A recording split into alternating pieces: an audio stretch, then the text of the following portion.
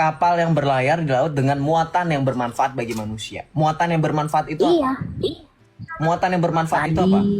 gandum, eh, kelapa, ayam, Sejak sapi. sejak kapan? Sejak kapan Nabi Nuh menyelamatkan? Itu bukan kapal. Deh,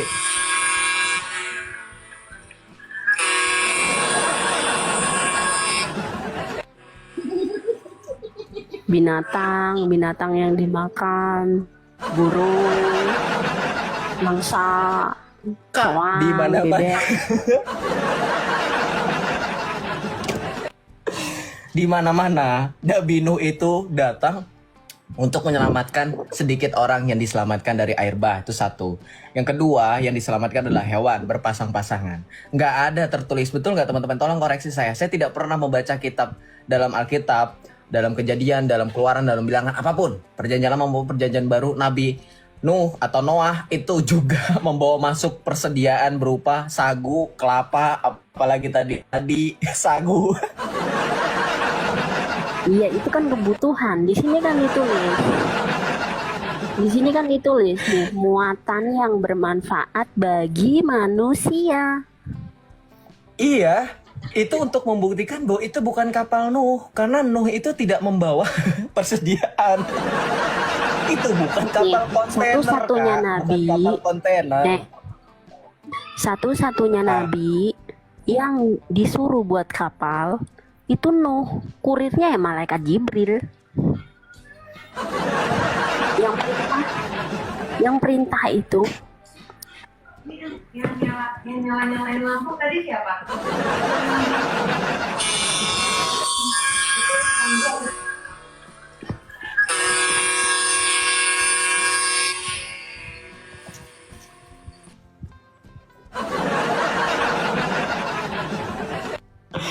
astaga Tuhan.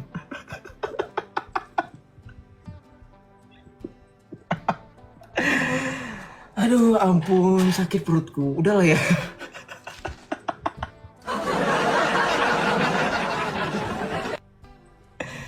Kok bisa ada kapal gitu loh, bawa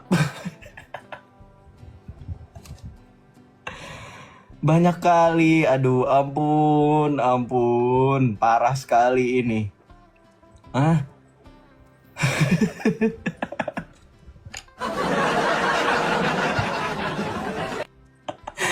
Aduh, ampun. Jadi pinjol itu pinjaman Allah. Kapal itu artinya apa?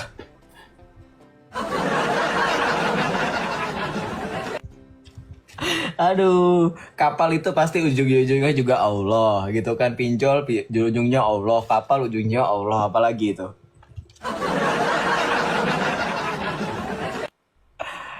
Aduh, ampun, ya ampun. Banyak kali bisnisnya itu ya, luar biasa.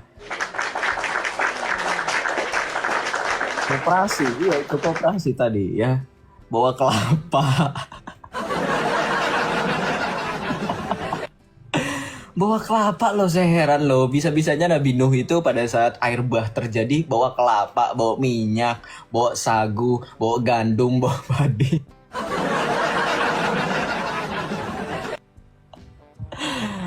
Aduh, ampun, ampun. Iya, itu dia. Poinnya gini loh, Mas. Poinnya gini loh. Itu kan otak Saparo. Iya, betul. Poinnya gini loh. Itu kan berbicara penciptaan. Bumi belum jadi, kapal sudah ada. Itu kan aneh. Pokoknya saya bilang ini multinasional. Perusahaan ini multinasional loh. Kita harusnya iri loh. Siapa yang mau investasi? Ada perusahaan yang bergerak di bidang kapal, ada perusahaan yang bergerak di bidang jasa kurir, jasa antar, ada perusahaan yang bergerak di bidang pinjam meminjam. Siapa yang mau berinvestasi ya? Tolong kabarkan Mbak Atun supaya nanti dikasih kontak personnya ya.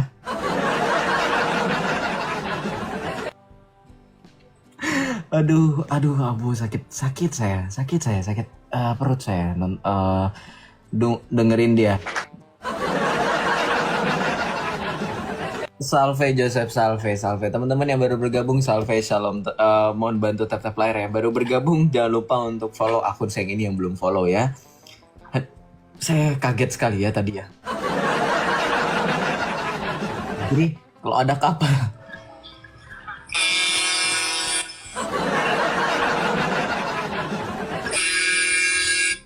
kau bayangkan lah, lagi penciptaan kan?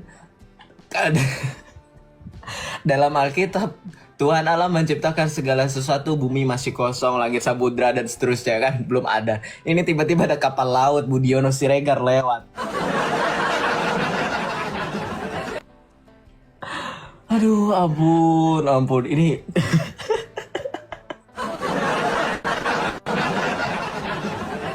sakitlah perut kita, ya kan? Kamu, aduh, ampun, ampun. Penciptaan pertama langit dan bumi, kapal lewat. Aduh, ampun, ampun. Oke lah, kita lanjut ya.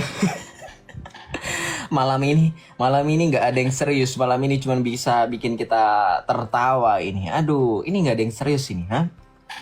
Perusahaan rumah bordil lah, itulah jangan. Itu yang undercover itu. Itu udah terdaftar di resmi. Nanti kalau terdaftar resmi, wah dibubarin itu. Kalau kata Nantar dibubarin FPI katanya.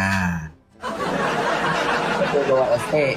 Oh, FPI aja ditangkap, wah curhat, lagi curhat, ladang bisnisnya ditutup.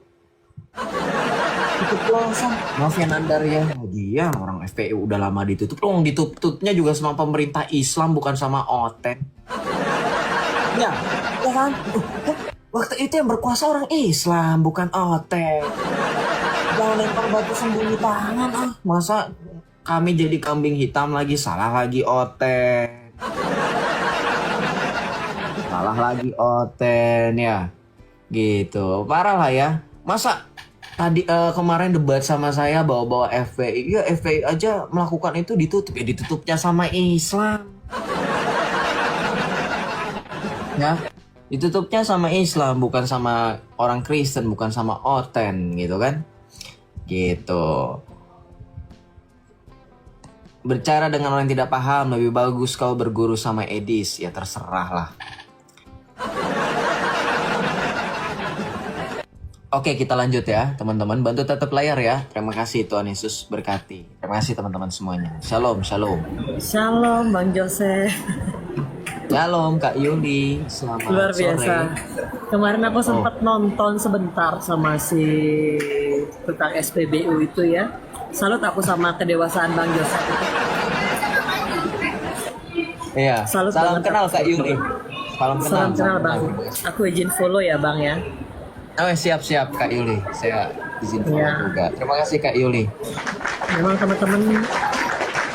teman-teman harus support terus ya. Support Bang Joseph itu harus disupport terus. Amin. Kenapa saya bilang begini? Orang-orang seperti Bang Joseph inilah yang bisa membantah orang-orang seperti Nandar yang hanya modal alcongor dan toanya itu ya. Saya jujur kalau sama dia saya nggak pernah mau berdiskusi Bang.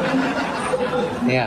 Janganlah kakak, dengar ya. Kakak itu perempuan terhormat. Di dalam Alkitab perempuan dihormati. Oh ya. Masa bersanding dengan sekelas Nandar yang lebih hina daripada perempuan yang dihormati dalam Alkitab? Hah? Tidak Iya. pantas lah ya. Tidak pantas. Iya Bang. Terima kasih ya Saya Kak baru Yuli ya. pertama kali naik iya. di Komal ini, makanya teman-teman pada ngomong ya. Saya baru kenal sama Bang Joseph juga teman-teman. Nice to meet you Bang Joseph. Tetap menyuarakan, Amin, amin. tetap menyuarakan kebenaran firman Tuhan yang dibengkok-bengkokkan oleh kaum Ajinomoto itu. Semangat loh Bang ya. Terima kasih Kak Yuli. Tuhan berkati juga. Tuhan berkati. God bless. God bless, bye-bye Kak Yuli, hati-hati. Terima kasih. Ya, terima kasih atas dukungannya dari teman-teman semua, dari Kak Yuli dan teman-teman semua. Salam kenal, selamat bergabung. Terima kasih teman-teman semuanya. Nah, ini kita saling mendukung, kita saling mendoakan satu sama lain supaya di dalam Kristus kita dikuatkan dan kita memberitakan keselamatan yang sejati di dalam Kristus. Nah, inilah teman-teman ya. Makanya ada yang memang kita harus sampaikan bahwa mereka itu punya tim di belakang layar untuk report gitu. Nah, itulah mereka ya. Makanya akun utama saya lagi down itu ya. Ini akun yang kedua. Jadi teman-teman yang baru bergabung mohon bantu follow ya. Terima kasih Kak Yuli, terima kasih, Tuhan Yesus berkati. Mereka kenal Nuh dari mana kalau bukan dari Bible? Betul. Alkitab itu adalah salah satu kesaksian para rasul, para nabi dalam perjanjian lama dan para rasul Tuhan kita Yesus Kristus berisi tentang keselamatan. Keselamatan itu terperinci. Jadi gini, kalau misalkan seandainya seperti kemarin dalam debat saya bahas sedikit, Nandar itu bertanya, Yesus itu mencuri keledai, saya sudah membantah. Kalau memang Yesus mencuri keledai, ya mana data tertulisnya?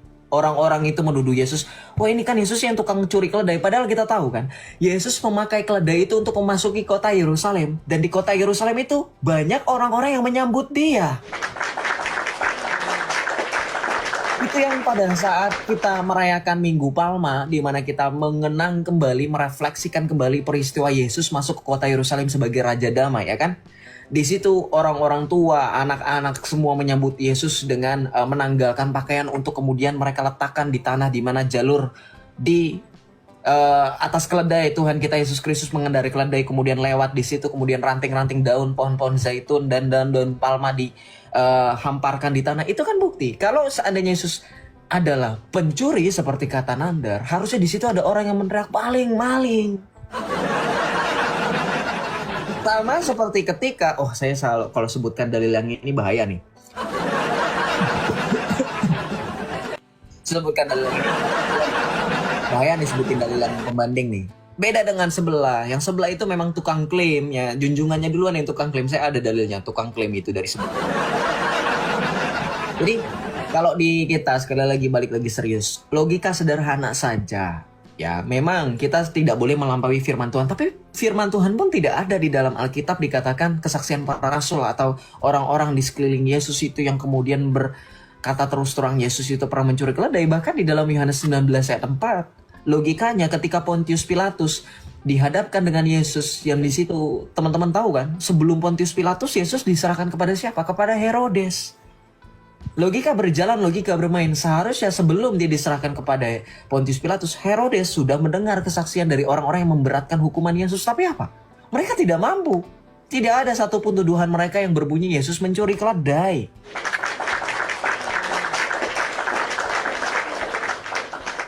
Kalau seandainya Nandar mengutip Yohanes 21 ayat 25, masih banyak hal-hal lain yang diperbuat oleh Yesus namun tidak tertulis dalam kitab ini. Ya sudah, silahkan buktikan. Saya kan sudah nantang.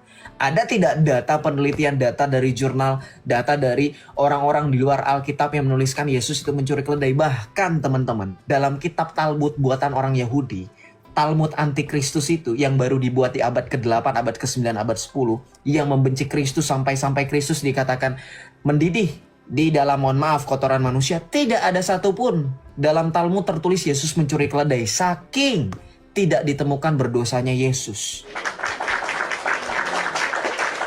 Talmud hanya mencatat Yesus itu penista agama. Setuju nggak? Silakan dibuka Sefaria. Kita buka-bukaan. Sefaria mencatat Yesus itu sebagai penista agama.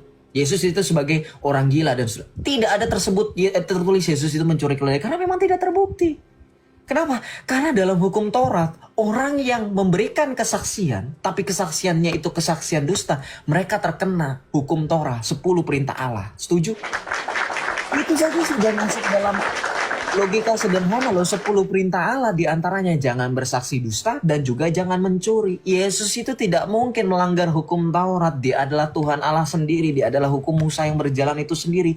Kalaupun Yesus mencuri, seharusnya orang Yahudi sudah menghukumi Yesus dengan hukum Taurat. Logika sederhana loh, nggak perlu kita kemana-mana. Itu konsep sederhana saja. Itu konsep yang sangat masuk akal. Setuju nggak orang Kristen sama saya? Setuju nggak Islam? Kalau kamu nggak setuju, kamu naik. Silakan buktikan. Kan betul. Dalam 10 perintah Allah, ketika Musa menerima perintah Allah dalam 10 atau 10 commandments, Tuhan itu memerintahkan bangsa Israel untuk takluk. Salah satunya jangan mencuri. Kalau seandainya Yesus mencuri, itu termasuk pemberat bagi Yesus ketika dia menghadapi pengadilan. Setuju nggak?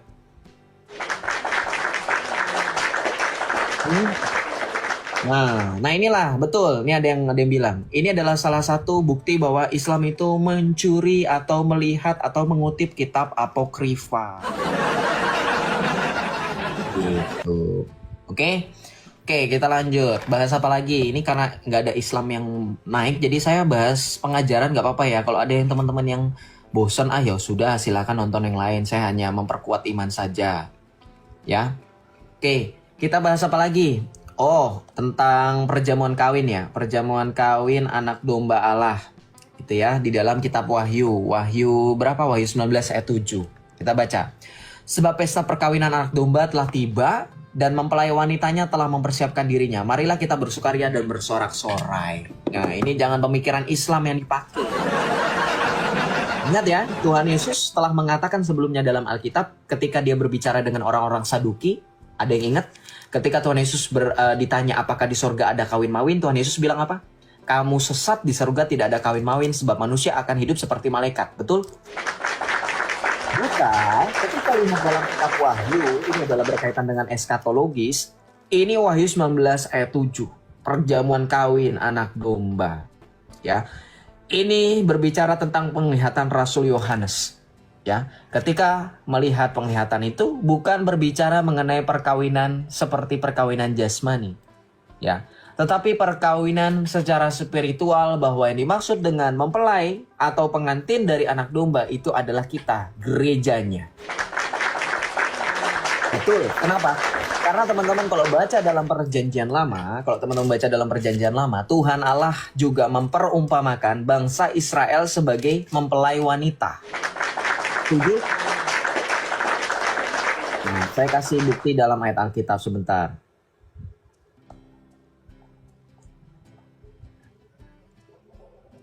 Bentar ya teman-teman ya, saya balas chat dulu, ini penting. Teman saya soalnya. Oke, kita lanjut. Jadi sekali lagi, balik lagi. Mempelai wanita itu dalam Alkitab itu adalah gereja. Kita baca. Di dalam Efesus 5 ayat 25 sampai 27. Kita baca untuk membuktikan. Jadi Joseph nggak ondo, wah bohong itu. Yang mempelai itu ya perempuan lah pastilah. Perempuan jenis kelamin, gender. Nah, ini jangan bingung sama Islam ya. Kita baca dalam Efesus 5 supaya kamu jangan kemudian muncul keinginan untuk murtad ya. Jangan sampai kamu meninggalkan Kristus ya. Jangan sampai kamu meninggalkan Kristus hanya karena mendengar bualan dari Islam. Efesus 5 ayat 27 kita baca. Nah, hai suami, kasihilah istrimu sebagaimana Kristus telah mengasihi jamaat dan telah menyerahkan diri baginya. Perhatikan.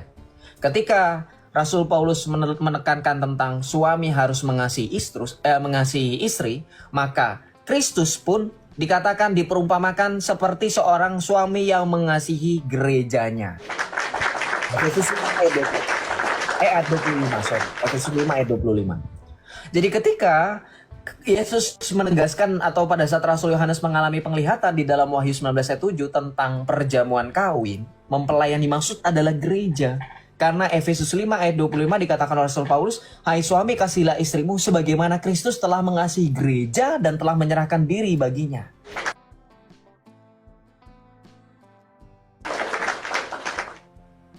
Ya. Maka di ayat ke-31, ayat 32 dikatakan apa? Sebab itu laki-laki akan meninggalkan ayahnya dan ibunya dan bersatu dengan istrinya sehingga keduanya itu menjadi satu daging. Dilanjutkanlah Rasul Paulus dengan mengatakan, rahasia ini besar tetapi yang aku maksudkan ialah hubungan Kristus dan gereja.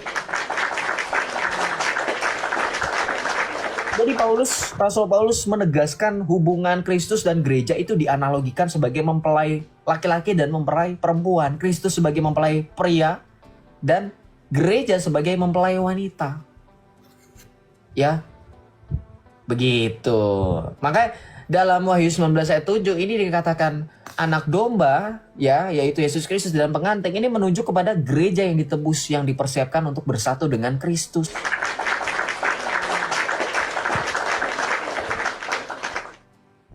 Ya, namanya gini.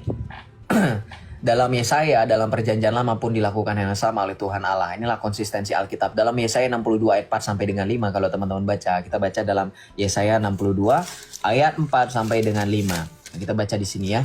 Sebab engkau akan dinamai yang berkenan kepadaku dan negerimu akan dinamai yang bersuami. Sebab Tuhan telah berkenan kepadamu dan negerimu akan bersuami. Sebab seperti seorang muda menikahi seorang anak darah, demikianlah anak-anakmu akan menikah dengan engkau. Dan seperti pengantin laki-laki bersukacita karena pengantin perempuan, demikianlah Allahmu akan bersukacita karena engkau. Artinya apa? Dalam perjanjian lama, Allah memakai gambaran, Perjanjian Lama memakai gambaran perkawinan untuk menunjukkan relasi antara Allah dengan umatnya yang digenapi dalam relasi Kristus, yaitu dengan mempelai laki-laki dan mempelai perempuan. Ya, jadi tidak ada istilahnya mempelai anak domba kemudian dikatakan sebagai perkawinan jasmani, ya. Sudah jelas ya, jadi lah kalau dihadapkan dengan kutipan-kutipan ayat kayak gitu kita sudah tahu jawabannya. Ya memang saya sudah sering bilang berkali-kali bahwa di dalam dunia seperti ini mereka akan menutup telinga, menutup hati mereka dari penjelasan tentang kebenaran. Kenapa? Karena mereka adalah katak di dalam tempurung. Ya, gitu. Jadi sudah jelas ya. Jadi saya rasa orang Kristen pun paham lah yang dimaksud dengan mempelai anak domba ya. Perjamuan kawin itu bukan kawin secara harafiah seperti saya nanti akan menikah dengan calon saya, katakan bukan, tetapi mengenai hubungan atau relasi antara Kristus dengan jemaat atau dengan gereja. Oke, nah, jadi saya rasa itu sudah jelas, nggak perlu diperjelas lagi. Kalau perlu diperjelas lagi, saya rasa Anda menjadi Islam saja ya. Gitu. Jo, bapak yang pernah mualaf di Denpasar itu sudah balik ke Katolik. Puji Tuhan. Oh, ya waktu itu yang udah agak lama itu ya, yang udah lama banget itu yang naik ke roomku terus aku bilang nanti mungkin ada teman-teman dari Bali atau dari sekitar Denpasar itu yang akan menuntun. Itu Bang Santo dapat kabarnya ya, berarti. Puji Tuhan. Wah, luar biasa, luar biasa. Inilah ya pertobatan itu kembali. Jadi jangan mudah menghakimi saudara-saudari kita yang meninggalkan Kristus. Kita doakan supaya apa yang terjadi itu hanya bersifat sementara. Mungkin dia lelah, nggak apa-apa, nggak jadi masalah. Karena Kristus tidak pernah kemudian menutup rangkulan. Dia akan membenci orang yang meninggalkan Yesus. Tetap menunggu dengan setia, karena Tuhan Yesus telah bersabda, "Marilah kepadaku kalian yang letih, lesu, dan berbeban berat." Jadi Yesus tidak pernah membatasi orang-orang yang datang kepadanya. Mau itu orang yang sudah pernah datang kemudian meninggalkannya kemudian datang lagi, itu nggak jadi masalah. Ingat ya, tetapi jangan kemudian kita karena mentang-mentang Yesus itu selalu ada, kita jadi mempermainkan Yesus. Teman-teman paham kan maksud saya? Jadi seolah-olah seenak jidat kita meninggalkan. No. Ya ingat di dalam Alkitab dikatakan Tuhan tidak dapat dipermainkan. Ya jangan mengolok-olok Tuhan, jangan mencobai Tuhan Allah. Ya, jadi jangan kemudian karena mentang-mentang dalam kekristenan memang tidak terikat. Ya, kamu meninggalkan Kristus suatu saat kamu kembali, kamu diperkenankan. Memang tetap harus ada aturan yang harus diikuti. Tapi ingat ya, menjadi pengikut Kristus yang paling utama adalah menjadi setia. Setia sampai dengan akhir. Ya, jangan kemudian menggadaikan apa yang menjadi salah satu core value dalam kekristenan, yaitu kesetiaan, kemudian kesabaran, kerendahan hati, ya dan seterusnya, kemudian digadaikan dengan sesuatu yang setia, dengan sesuatu yang sia-sia. Nah, ini ada yang mengatakan Allah itu pencemburu. Good. Allah itu pencemburu. Good. Sebagai umatnya kita harus selalu menjaga relasi kita dengan Allah yang kita percaya itu dengan baik. Namun memang kita tidak dapat pungkiri dengan kehendak bebas yang kita punya sebagai manusia, memang kita seringkali meninggalkan kasih Allah itu. Tapi ingat, bukan Allah yang meninggalkan kita sedari mula. Yang meninggalkan dan terpisah dari kasih Allah adalah manusia. Dari zaman bagaimana Allah menciptakan Adam, Adamlah yang memisahkan diri dari Allah, bukan Allah yang memisahkan diri dari Adam. Gitu ya. Saya bahas batu hitam pernah dicuri dan disimpan di bawah WC. Bahas itu bikin otak kita yang tadinya semangat membara, hati kita bersuka cita karena mendengarkan kebenaran, jadi suram karena membahas batu. Aduh, bahas batu lagi ya kan, batu lagi. Apa sih, ada apa dengan batu? Apakah batu itu begitu menarik? Satu-satunya batu yang menarik adalah batu yang dibuang menjadi batu penjuru. Siapakah dia? Dialah Yesus Kristus. Jadi, bukan artinya Yesus itu batu seperti yang diusap dan dicoba, bukan, itu perumpamaan. Batu penjuru, batu yang dibuang oleh tukang dan seterusnya. Batu penjuru, tahu nggak batu penjuru artinya apa? Beda dengan batu bentuk farjaha ya. Aja. Ya memang mereka itu melakukan yang namanya coping mechanism. Jadi mereka itu mau apa yang ada di Alkitab. Oh, Yesus batu penjuru, oh kita harus buat batu. Batunya batu beneran. Kita dikatakan Yesus sebagai batu penjuru karena Yesus itu mampu menyelamatkan semua manusia tanpa terkecuali. ya. Kemudian Yesus mampu juga menyucikan kita dari dosa, membersihkan kita dari dosa, kemudian memberikan jaminan, kepastian dan seterusnya. Pakai batu beneran dia.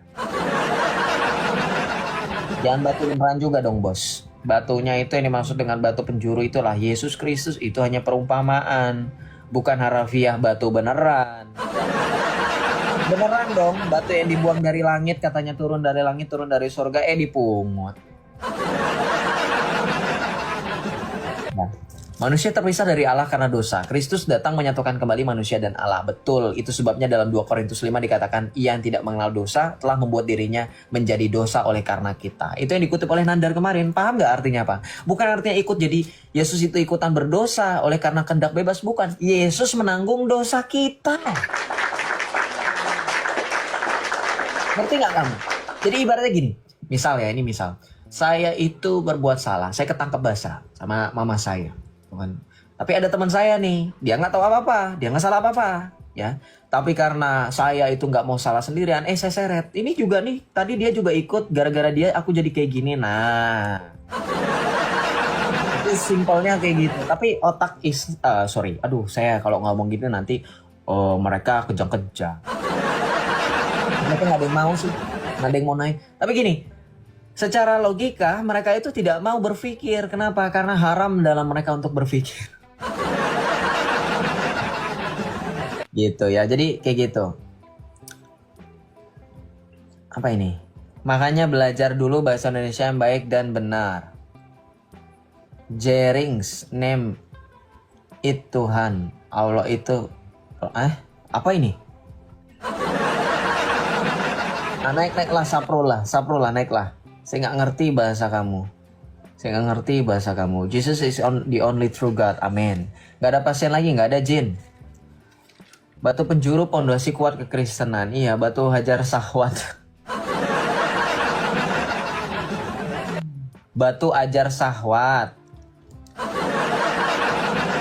Kok bisa sih Endang pakai gelar evangelis dari mana? Wow, jangan heran. Yang sono juga junjungannya buta huruf, nyandang gelar nabi. Gampang. Tinggal begini aja. Ngumpulin massa, people power, ya kan? Perang, invasi, gonima, harta rampasan milik Nabi 1/5-nya udah jadi. Udah aja ikutin. Berhasil. Makanya saya bilang ketika dijadikan suri tauladan hancur semua orang di muka bumi ini. Kenapa? Karena dengan konteks yang sama kamu itu menerapkan yang namanya apa? Yang namanya apa? Invasi. Ya apa bedanya dengan hama-hama itu kan? Gitu. Ya. Oke, kita lanjut ya. Kan boleh bohong dalam 3 hal. Itulah. Itulah. Boleh. Nama lu ada haknya. Yang saya sebut itu nggak ada haknya. Saya bilang ajar syahwat gitu. ajar syahwatnya. Malam Bang Joseph, malam Bu Dami, apa kabar? Tuhan Yesus berkati selalu Bu Dami, semangat ya. Kita lanjut. Tuhan Yesus berkati. Ini 388 oten semua kah? 388 ini oten semua saya pikir ya. Nggak ada yang mau naik untuk membantah, untuk bertanya dan seterusnya. Terus jadi sudah selesai bahwa tidak ada satu-satunya jalan keselamatan, kebenaran dan hidup selain daripada Yesus ya. Makanya nggak bisa bantah.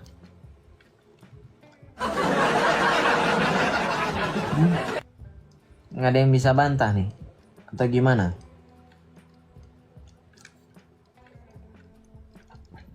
Sudah? Ya sudah, nggak ada yang datang nih, di roomnya Joseph tuh sepi ya.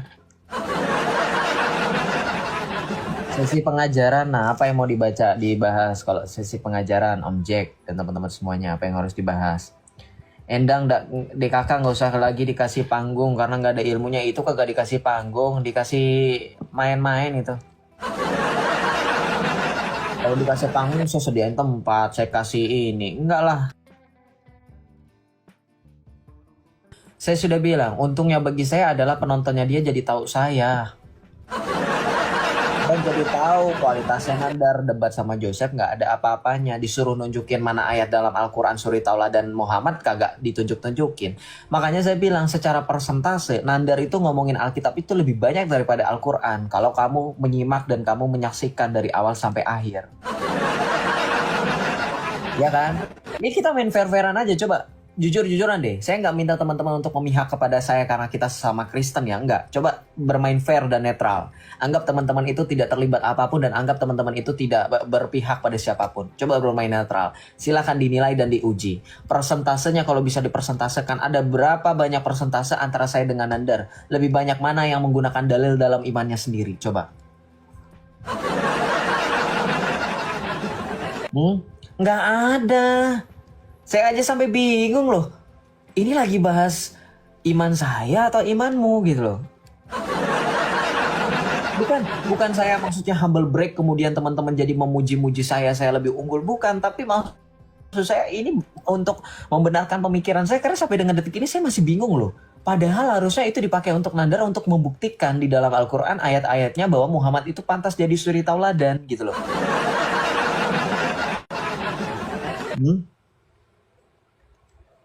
Ya kan? Tapi enggak gitu loh, bingung saya.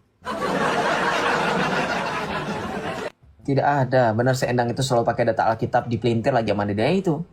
Ya kan? Itulah, makanya saya bilang tidak ada istilahnya klaim. Dan inilah, makanya saya gini loh. Saya kan di detik-detik terakhir kesimpulan saya bilang, apa? Nandar tidak perlu repot-repot. Kalau teman-teman ingat gak konklusi saya? Nandar tidak perlu repot-repot untuk membuka Al-Quran, menyebutkan ayat-ayat dalam Al-Quran di mana suri tauladan Muhammad. Ya silahkan lihat Nandar, itu suri tauladan Muhammad. Ngatain orang lain goblok, nah itu kan emosi sendiri. Dirinya emosi tapi nyalahin orang lain. Kemudian apa? Narcissistic personal disorder, itu NPD yang paling final. Ya, ayo kita ini kalah PKPK tapi kita ini menang debat guys, ayo guys. Lalu kemudian yang ketiga adalah buta huruf. Kenapa buta huruf? Nggak ngerti orang bicara bahasa Indonesia yang baik dan benar. Ketika saya bilang saya udah kesimpulan, penutup malah nambah data baru. Itu bukan penutup. Ya, nah itulah ya. Itu bisa dibuktikan kok. Itulah suri tauladan junjungan mereka sudah terbukti dari kelakuannya Nandar ya. Itu suri tauladannya. Makanya saya, oh iya, selama ini saya nggak sadar. Ternyata saya bisa melihat kelakuannya, junjungannya itu dari bawahan. Betul kata Tuhan Yesus ya teman-teman ya. Dari buahnya lah kamu mengenal mereka. Nah itulah buah-buah pengikut buta huruf. Gitu. Suri tauladannya gimmick ya. Iyalah itu saya dia bilang kok gimmick. Wajahmu palsu sama dengan kitabmu palsu. Kalau saya wajahnya palsu, yang penting gelar saya asli. Saya ini manusia biasa, bukan manusia buta huruf yang ngaku sebagai nabi. Mau apa kau? Ceder kon. Kalau kata Anda ceder kon. Mau cuma typing pengecut. Naik dong. Nggak mau, ya sudah. Ini juga Ninja Hattori di private akunnya teman-teman, nggak bisa diundang. Ya, yang penting wajahnya nggak di blur. Betul, wajah saya palsu, yang penting nampak daripada wajahnya ngakunya asli tapi nggak nampak. Makasih Bang Apple ya, makasih Bang Apple. Saya curi idenya Bang Apple ya, saya curi ya. Tapi saya di sini izin dulu, nggak seperti yang di sono. Izinnya harus pakai big boss gitu, turun ayat, turun privilege. Terima kasih Pak Yohanes, terima kasih Tuhan Yesus berkati. Aduh ya, jadi nggak apa-apa mau dibilang kumis palsu, mau dibilang jenggot palsu, muka palsu, alis, mata, apalah, yang penting wajah saya nampak. Mau apa kamu? Saya ini manusia, bentuknya sama, punya hidung, punya mata, punya alis, punya jenggot, punya mulut. Saya manusia kelihatan lah. Kamu itu ngikutin junjungan kamu nggak nampak, itu apa? Yo. Itulah makanya kalian itu sebelum kalian memaki orang lain, kalian cross check lah diri kalian sendiri, sudah benar atau belum. Makanya penting loh untuk mengetahui apakah kita pantas mengikuti sesuatu yang seseorang yang kita ikuti. Makanya kita telaah kemarin. Siapa yang pantas menjadi suri tauladan sejati? Tapi kan Anda nggak mampu membuktikan sampai detik-detik terakhir apakah Muhammad pantas atau tidak. Beda loh. Saya itu penutup apa? Saya menutup dengan detik-detik saya bilang, saya yakin 100 bahkan tidak ada yang mampu menggagalkan keyakinan saya bahwa satu-satunya orang yang pantas diikuti dari lahir sampai dengan dunia ini mengalami kehancuran sampai kita bertemu di langit dan bumi yang baru. Hanya Yesus satu-satunya yang memberikan jaminan kepastian bahwa dialah suri tauladan sejati. Dibuktikan dengan air dan bla bla bla. Tapi kamu bandingkan dengan Nandar. Nandar di akhir malah ngomongin Alkitab. Yesus nyuri lagi. Yesus masuk neraka lagi. Yesus kawin. Itulah ya. Bukti bahwa Islam tidak mampu membuktikan kalian mengikuti yang betul-betul dijadikan suri tauladan. Mana bunyi Titanic Set tadi pengen dengar lagi. Aku harus pinjem toa dulu. Tadi aku pinjem toa dulu kan lagi dipakai. Sekarang udah masuk sesi terakhir di malam ini sebelum mereka akhirnya hening. Tapi nanti beberapa jam ke depan nanti mereka pakai lagi sih toa itu. Tadi aku pakai toa itu ya. Kak Tator, aku pakai lah, aku pinjam karena kan mereka sudah selesai. Nah, aku pakai karena kan, nah terus mereka lagi pakai lagi nih. Nah, kau dengar lagi itu lagi dipakai itu kan. Gak bisa aku pinjam-pinjam lagi, nanti mereka nggak bisa teriak-teriak. Aduh, ampun Tuhan. Ada yang mereka membahas Yesus kawin umur 3. Hah? Nggak tahu aku. Bentar dulu ya, Kak siapa namanya tadi? Kak Cika. Shalom Robert, selamat malam. Selamat malam. Shalom. Islam Malam. atau Kristen? Ya, malam. Islam atau Kristen? Muslim. Terima kasih Kak Yellow. Terima kasih Kak Yellow. Oh, Muslim. Silakan buka kameranya, Bang.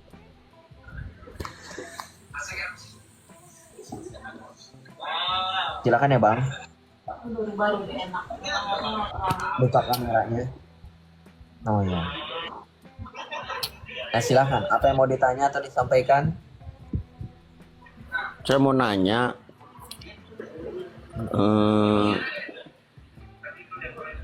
zombie Tuhan apa bukan? Zombie mana? Apakah zombie itu ilmiah? Ada pembuktiannya secara ilmiah, secara Ya, faktual, itu. secara medis? Ya itu yang mati terus hidup lagi, itu kan zombie. Biasa berbicara secara data, secara data. Ada nggak sesuatu yang disebut dengan zombie? Secara data ilmiah. Iya, kan mati itu 3 hari terus hidup lagi. Zombie itu. Itu bukan zombie. Zombie itu mayat hidup. Mayat, ngerti mayat gak?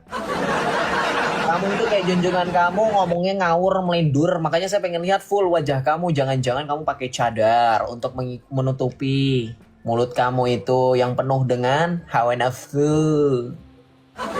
Kalau mayat kan, kalau zombie kan mayat hidup. Ya zombie itu kayak Muhammad, tau nggak? Kenapa? Persamaannya apa? Sama-sama fiksi. Bye-bye. Saya tuh paling benci diskusi nggak disertai dengan data. Itu loh buang-buang waktu loh. Betul nggak teman-teman? Ngapain nggak guna? Kamu kalau ngomongin untuk membantah Kristus ada data, saya suka. Supaya menambah otak kita itu jadi punya daya berpikir. Oh ternyata ada datanya. Oke, saya harus cari cara. Gimana caranya membantah data yang diberikan dengan data yang lebih kredibel atau lebih meyakinkan, kan gitu kan? Kalau nggak ada data ngapain kita ngomongin aturan aja kalau gitu.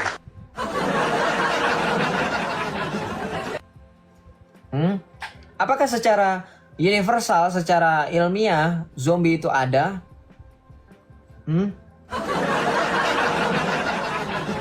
Di manusia ya, di manusia. Jangan kau di binatang. Di binatang ada. Itu semut itu ada.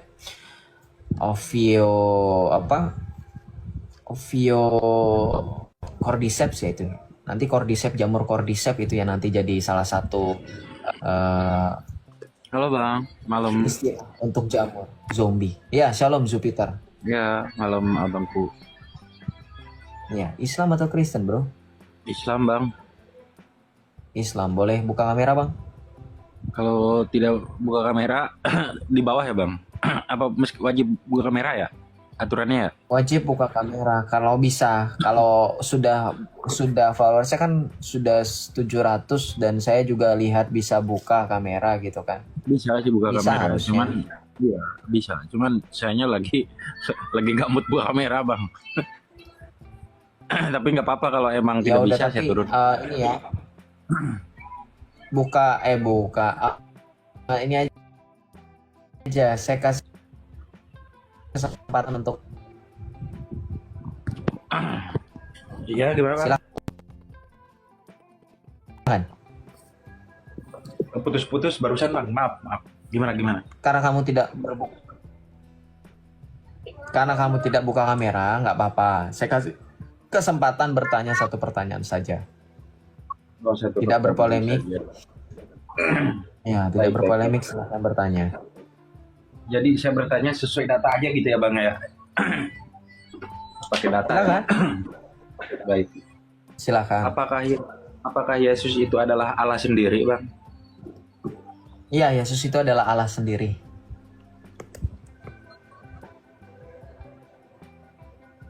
Iya, Yesus itu adalah Allah sendiri. Lalu, Di Matius 4:10, engkau harus menyembah Tuhan Allahmu dan hanya kepada Dia sajalah engkau berbakti. Itu bagaimana Bang penjelasan itu? Itu Iya. kan yang berkata kamu tahu nggak Tuhan? Ya. Iya, kamu tahu nggak Tuhan Allah yang dimaksud Yesus dalam Matius 4 ayat 10 itu siapa? Allah.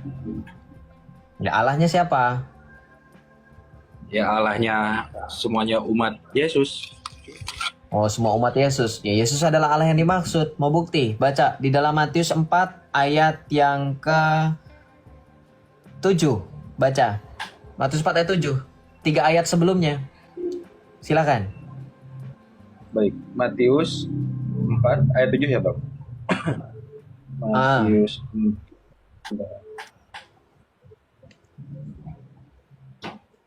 4 ayat 7. Ayat sebelumnya yang nomor berapa ayat sebelumnya, Bang? Biar saya baca itu. Ya, ayat 7 kok susah sekali itu tadi udah bisa ayat 7. Ayat 7 baca. Tuhan Allah yang dimaksud itu nanti kita tahu. Baik, Yesus berkata kepadanya, ada pula tertulis, janganlah engkau mencobai Tuhan atau Allahmu. Allahmu gitu. Jangan mencobai Tuhan Allahmu, nggak ada kata atau di situ. Jangan mencobai Tuhan Allahmu. Yang lagi dicobai oleh iblis siapa? Nah, yang dicobai oleh iblis siapa? Yesus gitu Ya, maksudnya. Bang. baca di ayat pertama. Ya Yesus, maka ketika Yesus mengatakan jangan engkau mencobai Tuhan Allahmu, yang dimaksud Yesus Tuhan Allah itu siapa? Dirinya sendiri. Islam. Memahami Alkitab itu sebenarnya mudah kalau kamu membacanya dari bagaimana cara kami membaca Alkitab. Jangan dari cara bagaimana kamu membaca Qur'anmu. Kenapa? Karena dalam Quran, satu ayat yang satu dengan ayat lainnya itu berbeda. Nggak kayak Alkitab, perikop, nyambung. Ayat pertama sampai ayat 12 nyambung, ngomongin tentang pencobaan di padang gurun. Jadi ketika Tuhan Yesus bilang, ada tertulis, engkau harus menyembah Tuhan Allahmu saja, kepadanya lah engkau berbakti. Di ayat 10 kamu kutip. Ketika kamu bertanya sama saya, siapa Tuhan Allah? Yesus itu bukan Tuhan Allah. Loh, kenapa bukan Tuhan Allah? Nah, saya langsung bantah. Wong di ayat 7 Yesus mengakui dirinya adalah Tuhan Allah. Kenapa tidak? Karena ketika Yesus berbicara kepada iblis, jangan engkau mencobai Tuhan Allahmu, padahal di situ yang dicobai oleh iblis adalah Yesus.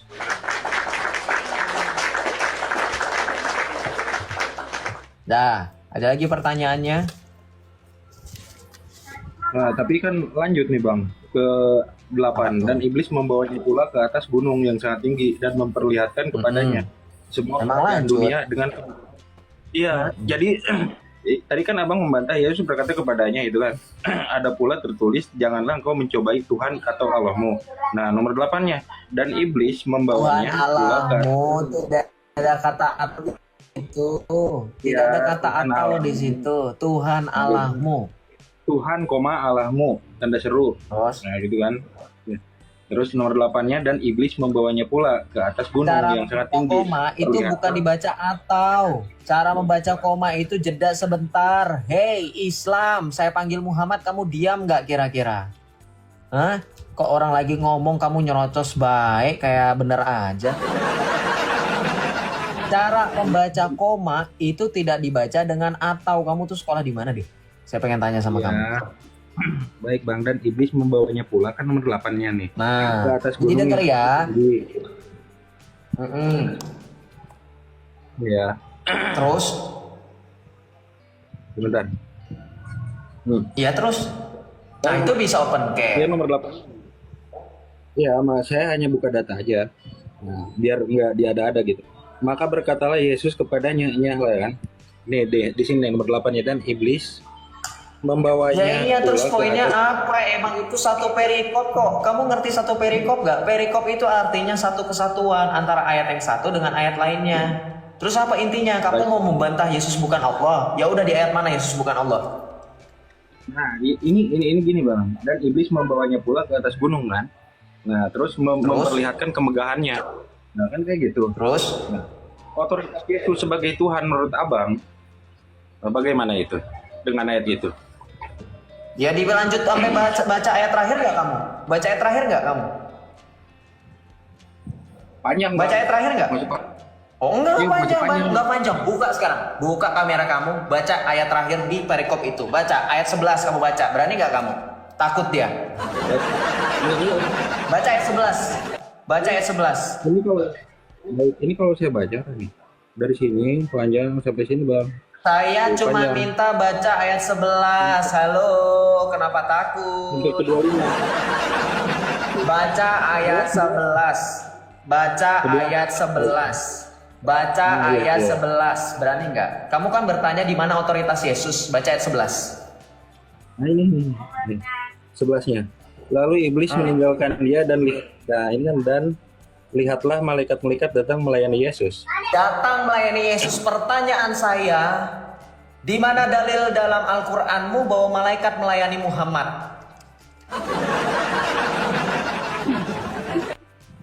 Itu kekuasaan Yesus, itu hanya Allah. Kamu mau bukti? Sekarang kita buktikan. Di dalam surah At-Tahrim ayat 6. Kamu buka sekarang Qur'anmu. Kita buktikan siapa yang dilayani oleh malaikat selain daripada Allah itu sendiri. Buka At-Tahrim ayat 6. Surah 66 ayat 6. Nah ini 6666. Ini belum selesai. Loh udah selesai, udah selesai. Ketika kamu mau membantah Yesus itu bukan Allah, sedangkan ketika kamu bertanya di ayat mana atau di ayat 10 Yesus di mana kuasanya, saya langsung jawab itu ayat di ayat setelahnya. Terus mau lari kemana lagi? Enggak, ini masih Lari. banyak bang. Masih Oh, banyak masih nih. banyak. Tampilin dulu dong wajahnya, tampilin dulu dong. Tadi kan kesepakatannya kalau kamu nggak tampil wajah, kamu diberikan kesempatan satu pertanyaan. Tapi kalau tampil wajah, kamu nanya sebanyak-banyaknya. Gitu nggak teman-teman? Dia sudah mengiyakan. Tampilin dong wajahnya. Kenapa takut? Wah, pakai blogspot. Aduh. Ini kan pakai websitenya ini sarapan pagi. Kalau nggak website sarapan pagi, kamu pakai ini. Coba buka websitenya. Tampilkan websitenya. Tampilkan websitenya, kamu berani nggak kira-kira? Tampilkan websitenya yang kamu gunakan itu. Tampilkan websitenya. Tampilkan websitenya. Saya minta tampilkan websitenya. Nah, itu sarapan pagi. Saya kenal dengan tampilan itu. Tampilin lagi. Tampilin lagi ayat-ayat yang tadi membuktikan Yesus bukan Tuhan. Nah, saya buktikan sama kamu itu sarapan pagi. Kena kamu. Ayo lo, kena lo. Itu justru website Kristen. Itu nanti jawabannya di situ semua. Nih, yang dia gunakan. Nih, enak. Islam itu kan mereka pikir mereka pakai website itu buatan Zionis Yahudi laknatullah itu mereka ini, ya kan? Kamu baca di sini, Yesus membantah. Kamu buka website yang tadi. Buka website yang kamu gunakan. Buka website yang kamu gunakan tadi. Berani nggak kamu? Buka website di mana di situ terdapat daftar ayat-ayat Yesus bukan Tuhan. Di website sarapan pagi, betul nggak? Nah, tuh. Bukti Yesus bukan Tuhan. Lihat teman-teman, lihat teman-teman. Itu tuh yang ada gambar dunia, bola dunia. Nah, buka. Jadi Iya, enggak, itu jadi. ini Yesus bukan Tuhan. Iya, itu websitenya sarapan pagi.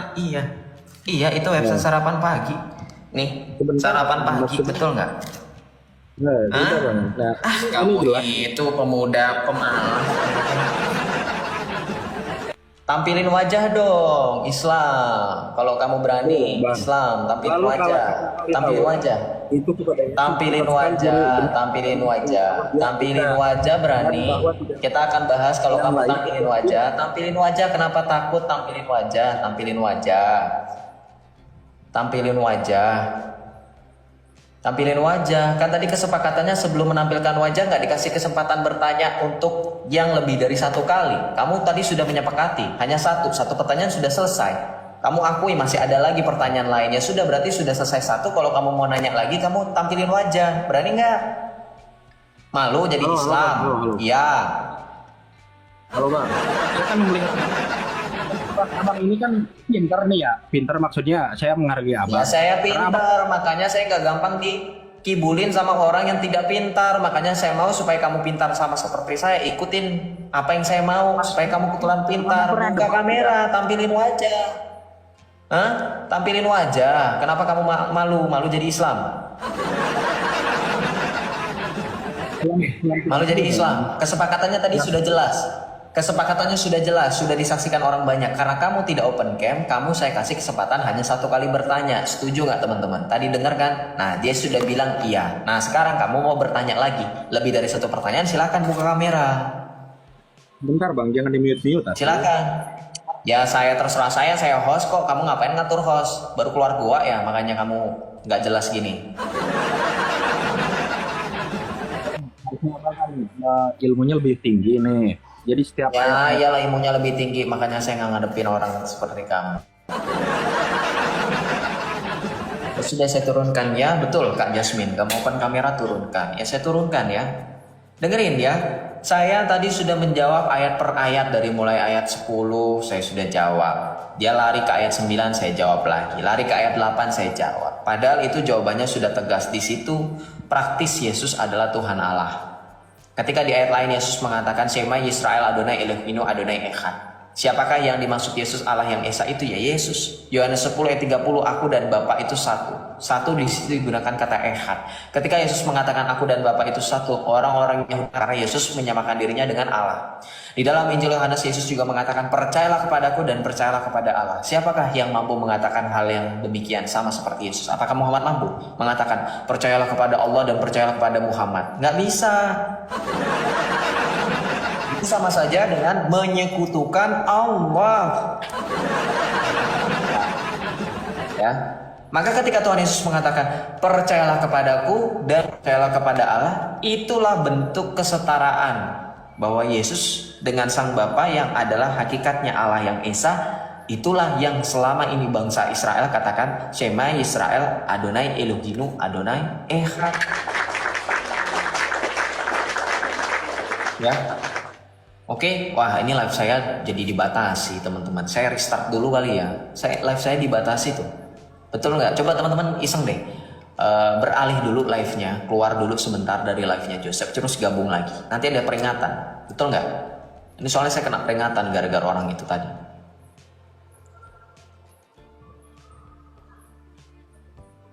Betul nggak? Masuk ke rumah orang, tuan rumah diatur, bagus ditendang aja. Nah inilah maksud saya, analogi yang sederhana.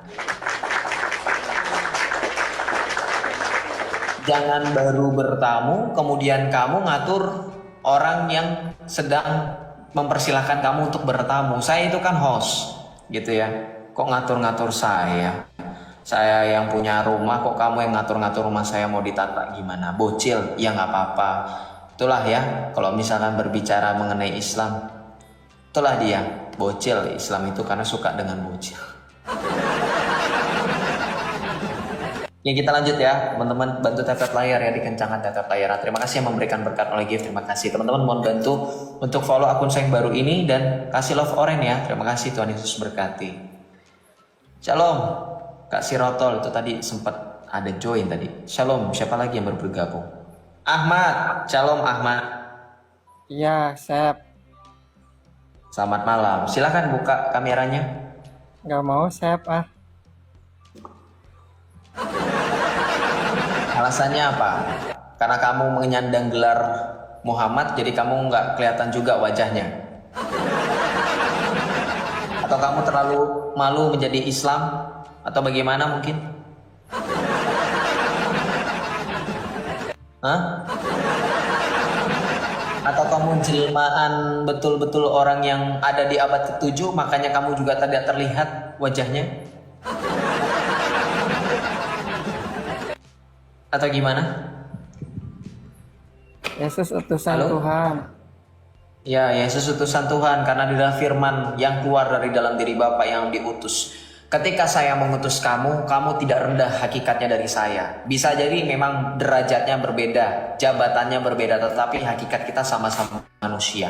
Presiden mengutus saya untuk menjadi perwakilan pembicara dalam suatu acara. Memang jabatan saya dengan presiden itu berbeda. Saya suruhan presiden, presiden adalah atasan saya. Tapi presiden dan saya sama-sama manusia.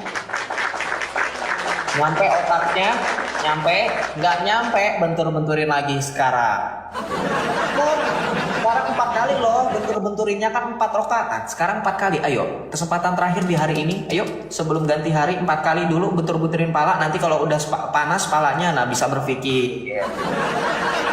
Nah, karena kalau nggak dibentur-benturin, kepalanya nggak bisa berpikir.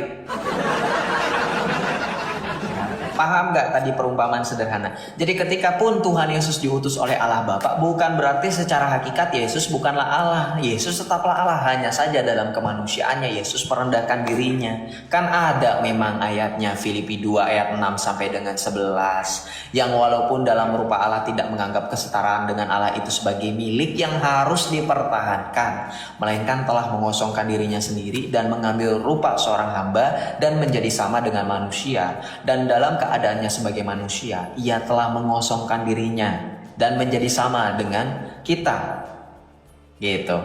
Sehingga dalam keadaannya sebagai manusia itu ia taat, bahkan taat sampai mati di kayu salib. Itulah sebabnya Allah meninggikan dia dan mengkaruniakannya nama di atas segala nama, supaya di dalam nama Yesus bertekuk lutut apa yang ada di langit dan di bumi, dan segala lidah mengaku bahwa Yesus Kristus adalah Tuhan, bagi kemuliaan Allah. Hafal kan? Pala lu sini benturin ya, pakai akun asli dulu aja Cil, jangan cuman komen-komen doang nantangin orang tapi berlindung di balik akun fake, kan hipokrit namanya.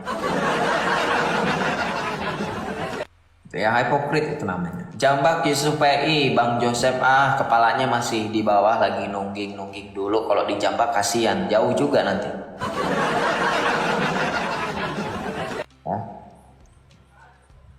Ya teman-teman yang Islam, ada yang mau diskusi, ada yang mau bantah? Kalau nggak ada berarti ya sudah, berarti kebenaran semua yang dibicarakan saya, karena kebenaran itu tidak dapat dibantah. Oke?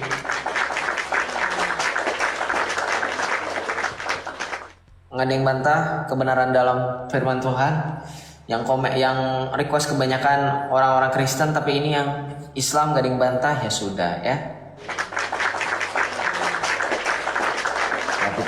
Ya sudah, kalau begitu saya izin dulu, udahan dulu live-nya karena saya nggak bisa sampai malam. Ya, saya mau ada pekerjaan yang harus saya selesaikan ya. Saya mau pamit dulu ya teman-teman. Mohon maaf nggak bisa lama-lama. Mungkin kalau misalnya nanti ada teman-teman yang live saya bisa bergabung ya. Kalau sempat, kalau nggak sempat ya mohon maaf. Terima kasih Kak Siroto. Waduh, kenapa saya pakai pakaian yang sama seperti ini, Baginda? Ini kan saya sudah pakai pakaian yang pantas, kok saya pakai mahkotanya Baginda. Itu pakaian Baginda itu. Seperti Firaun itu Baginda. Oke lah teman-teman ya, sampai berjumpa di lain kesempatan ya. Silakan melanjutkan aktivitas masing-masing. Saya tidak menutup dengan doa karena saya juga akan melanjutkan aktivitas saya. Saya tutupnya kalau memang saya sudah tidak beraktivitas lagi dan ingin istirahat di malam hari ini. Ya sudah teman-teman, silakan bubar ya, silakan. Jangan ngumpul-ngumpul, nanti digeruduk loh. Ditanya di sini mana kok ngumpul-ngumpul gitu, nanti ditanya kayak gitu, nanti kita nggak punya izin, salah lagi ya kan, nanti yang disalahin penanggung jawabnya siapa? Joseph. Ya bubar, jangan ngumpul-ngumpul ya, karena kalau mereka tahu loh sebenarnya kenapa orang Kristen itu dilarang untuk ngumpul. Kenapa? Karena Tuhan Yesus pernah berkata, di mana 2-3 orang berkumpul dalam namaku, aku akan hadir. Makanya mereka tuh nggak suka kita berkumpulnya banyak-banyak. Kenapa? Karena mereka pikir Yesus itu ada di mana-mana dan mereka kepanasan. Nggak suka ada gereja, ada tempat perkumpulan dipakai oleh orang Kristen. Kenapa? Karena disitulah nanti ketika kita berkumpul dalam nama Yesus hanya 2-3 orang saja, Tuhan Yesus hadir. Makanya mereka tuh takut, bukan karena takut dengan jumlah, sudah saya bilang 2-3 orang berkumpul saja mereka ketar-ketir kok, buktinya faktanya jelas. Ya, makanya itulah kalau mau hidup di dalam Kristus ya, kebenaran itu pasti ditakuti. Karena Santo Agustinus pernah mengatakan bahwa kebenaran itu sama seperti singa. The truth is like a lion. Ya. Kebenaran itu sama seperti singa. Kamu tidak perlu untuk mengekang, kamu tidak perlu untuk merantai, kamu tidak perlu untuk kandangin ya. Kamu tinggal lepas saja, kebenaran itu akan membela kamu sama seperti singa. Oke.